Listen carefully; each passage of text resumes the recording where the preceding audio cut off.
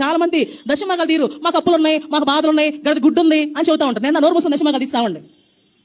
తీకుంటే పావు అప్పులు ఉన్నట్టు హేమో ఏడ్చుకో, బాత్రూంలోకి వెళ్ళి ఏడ్చుకో, కింద కూర్చొని ఏడ్చుకో, మంచం మీద పడుకుని ఏడ్చుకో, ముసుకేసుకుని ఏడ్చుకో, ఎప్పటికి బావు.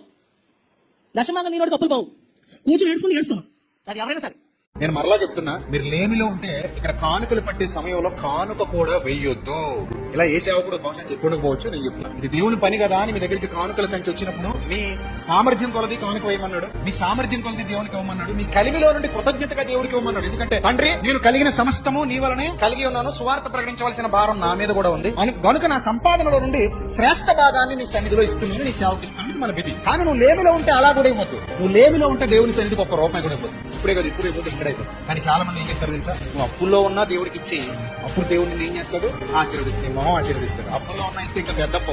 అప్పుల్లో ఉన్నాడు ఎందుకు ఇవ్వాలి, అడ్డంగా మిగిలిపోయినాడు ఇవ్వాలి. అలా చెప్పొచ్చుగా. ఎవడు హ్యాపీగా ఉన్నాడో వాడు కొంచెం ఎక్కువ ఇవ్వగలడు, ఎవడు బాధలో ఉన్నాడో అసలు ఏమి ఇవ్వలేడు. అది కదా నేర్పించాలి. ఒకరి భారాలు ఒకరు పంచుకోవడం అంటే అదే కదా. అది మానేసి అప్పుల్లోంచి దశంభాగాలు ఇవ్వాలంట. మరి ఏంటి మాయబోధం? ధనాపేక్ష సమస్తమైన కీడులకు మూలం.